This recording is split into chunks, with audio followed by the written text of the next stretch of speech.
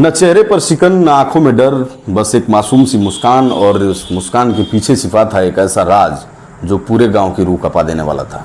एक बच्चा खेलते खेलते बच्चों को जान से मार देता था और फिर पत्थरों के नीचे या मिट्टी के अंदर दबा देता था।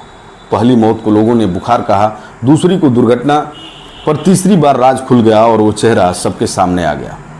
जब उस बच्चे की उम्र गिनी गई तो सिर्फ 8 साल निकली, पर जब उसके गुनाह गिने गए तो इंसानियत की सारी हदें टूट गई। ये कहानी है भारत के सबसे कम उम्र के सीरियल किलर की, जिसका नाम अमरजीत सदा था। उसकी उम्र महज 8 साल थी, लेकिन जुर्म इतने खौफनाक कि कानून भी कांप उठा।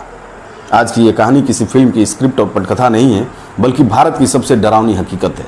दरअसल ये कहानी है एक ऐसे गांव की जहां की आबो हवा हमेशा की तरह बेहद शांत और सरल थी, लेकिन एक दिन उस गांव में कुछ अजीब हुआ और गांव की एक छोटी बच्ची कौशल्या अचानक लापता हो गई। उसकी माँ पागलों की तरह दौड़ती हर घर के दरवाजे को खटखटा रही थी और सबसे यही कह रही थी कि मेरी बेटी कहीं नहीं मिल रही है, किसी ने उसे चुरा लिया है। गांव वाले इकट्ठा हो गए और उसे समझाने की कोशिश की, लेकिन माँ की आंखों में बसी डर की परछाई हटने का नाम नहीं ले रही थी। अंततः किसी ने बेगूसराय पुलिस को सूचना दे दी। जब पुलिस गांव पहुंची तो सबसे पहले बच्ची के माता पिता से बात की। तब माँ ने कांपती हुई आवाज़ में एक नाम लिया, अमरजीत सदा। साहब 8 साल का एक बच्चा है। कौशल्या आखिरी बार उसी के साथ खेल रही थी। पुलिस को पहले ये बड़ा बेतुका आरोप लगा कि भला एक 8 साल का बच्चा किसी का अपहरण या हत्या क्यों करेगा या किसी को इस तरह से क्षति क्यों पहुंचाएगा। लेकिन धीरे धीरे गांव वालों ने भी यही नाम दोहराना शुरू कर दिया और फिर एक के बाद एक ऐसे खुलासे हुए जिसने सबकी रूह कपा दी। गांव वालों ने पुलिस को बताया कि कुछ महीनों पहले अमरजीत की 6 महीने की बहन की भी रहस्यमयी तरीके से मौत हुई थी। परिवार ने कहा था कि बुखार से मर गई है। इसके बाद उसके चाचा की 6 महीने की बेटी भी गायब हो गई। उसका भी शव मिला था, लेकिन परिवार ने भी इसे भी दुर्घटना बताकर चुप्पी साध ली थी।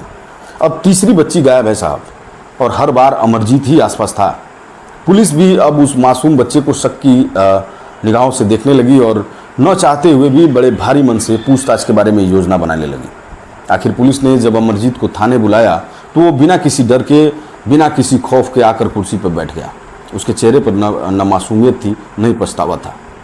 जैसे ही पुलिस ने पूछा, कौशल्या कहाँ है, उसने कहा, पहले बिस्किट दो फिर बताऊंगा। ये सुनकर पूरे थाने को लगा कि शायद किसी मासूम को उठा लाए हैं। उसकी मासूमियत को देखकर पुलिस के कठोर सवाल भी थोड़ी देर के लिए नरम पड़ने लगे थे। लेकिन यहीं से पुलिसिया शक भी पैदा हुआ कि हर कातिल अपने को निर्दोष, बेगुनाह और मासूम ही बताता है। पुलिस ने बिस्किट मंगवाया और अमरजीत को दिया गया। बिस्किट मिलने के बाद उसने जो बताया वो सुनकर पुलिस की रूह कांप गई। पूरे थाने की हवा ठहर सी गई। थाने में मौजूद पुलिसकर्मियों के पैरों तले जमीन खिसक गई। अमरजीत ने पुलिस को बताया कि वो कौशल्या को मैंने मार डाला है और उसे गड्ढे में सुला दिया है। अमरजीत ने यह भी बताया कि पहले भी 2 को मारा था साहब। ये करने में मुझे मज़ा आता है, जब वो चिल्लाते हैं, तड़पड़ाते हैं, छटपटाते हैं और फिर अचानक चुप हो जाते हैं। ऐसा करने में मुझे बहुत मज़ा आता है। तो उसने बताया कि अपनी ही 6 महीने की बहन का गला घोंटकर मार डाला और खेत में दफना दिया था। चचेरी बहन को भी पत्थरों से मारा और उसे भी मिट्टी में ढक दिया। कौशल्या को भी खेल खेल में ही जान से मार दिया और खेत में गड्ढा खोदकर दबा दिया।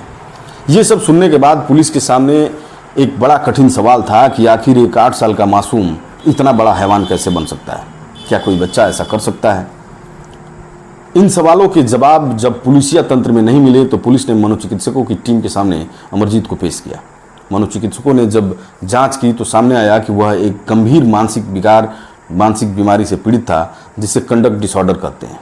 ये एक ऐसी मानसिक बीमारी है जिसमें दूसरों को पीड़ा देने में मज़ा आता है, दूसरों को तकलीफ देने में मज़ा आता है, दूसरों को छटपटाता हुआ, दूसरों को रोता हुआ, दूसरों को गिड़गिड़ाता हुआ देखने में बड़ी आनंद आता है। पुलिस ने अपनी कार्रवाई को किया और अमरजीत को न्यायालय के सामने पेश किया, जहां सवाल ये था कि क्या एक 8 साल के बच्चे को जेल भेजा जाएगा। कानून के अनुसार जवाब था कि 18 साल से कम उम्र के बच्चे को बाल अपराधी माना जाता है और उसे जेल नहीं बल्कि बाल सुधार गृह भेजा जाता है। लिहाजा अमरजीत को जेल नहीं बल्कि बाल सुधार गृह भेजा गया। उसे लगभग 3 साल तक सुधार गृह में रखा गया। उसे मानसिक काउंसलिंग और निगरानी में रखा गया। लेकिन 2010 के बाद अमरजीत सदा की कोई भी जानकारी सामने नहीं आई। किसी को ये नहीं पता कि क्या वो रिहा हो गया है, क्या सरकार ने उसकी पहचान बदल दी है, या वो अब किसी नए नाम और नए जगह पर अपनी ज़िंदगी जी रहा है। इन सारे सवालों के जवाब अभी किसी के पास नहीं है। अगर उस मासूम से दिखने वाले बच्चे के अंदर ये राक्षस छिपा था तो ऐसे और भी चेहरे हमारे आसपास भी हो सकते हैं। ज़रूरत है सजग और सतर्क रहने की।